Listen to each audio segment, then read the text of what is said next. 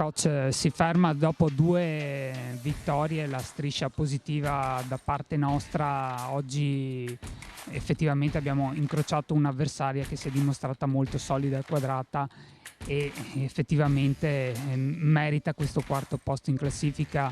Da parte nostra bisogna però sottolineare c'è stato un ottimo primo tempo, un buon primo tempo, poi la gara ha preso la direzione dell'Aurora Desio.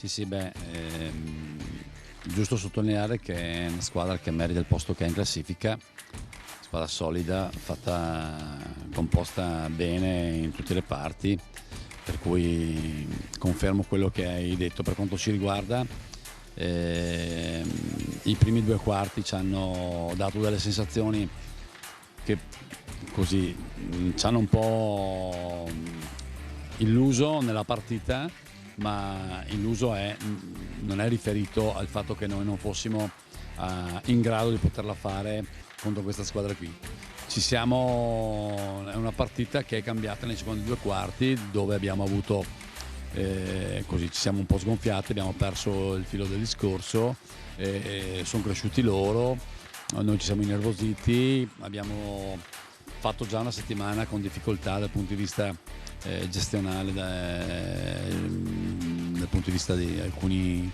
giocatori infortunati che oggi hanno provato ad esserci. Ne abbiamo aggiunto un altro che è Maran, in maniera importante. Abbiamo cercato di difenderci un po' e non abbiamo trovato l'energia e la lucidità dovute nei secondi 2 quarti. E per quanto riguarda il gioco espresso nei primi 2, se guardo il risultato finale mi pare bugiardo, però bisogna giocare 4 quarti e di conseguenza poi dopo noi abbiamo proprio perso l'energia nei secondi 2 quarti e non abbiamo lasciato la strada ad Desio, merito loro, hanno vinto meritatamente. Posso solo dire che non abbiamo attaccato con incisività, soprattutto nei secondi 2 quarti, abbiamo tirato pochi tiri liberi.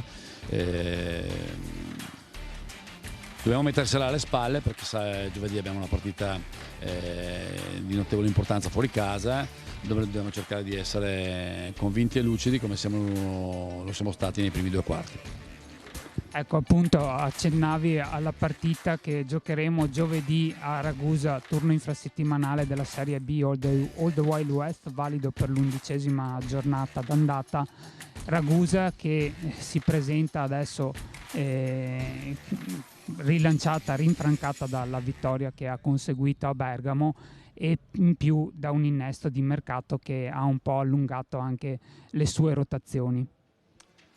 Sì, hanno fatto un gran risultato fuori casa, non mi sorprende il fatto che Ragusa possa fare questi risultati. Sappiamo che è una partita che avrà delle grandi pericolosità, prima su tutti la trasferta, però come abbiamo fatto anche a Reggio Calabria, se arriviamo con la testa giusta e come abbiamo dimostrato nei primi 2 quarti qui, se siamo con la testa giusta, con le energie e magari anche fortunatamente con tutto il roster magari a posto, siamo in grado di poter andare a giocare e di fare in modo di ottimizzare la partita per vedere se riusciamo a fare quei punti che tanto ci servono.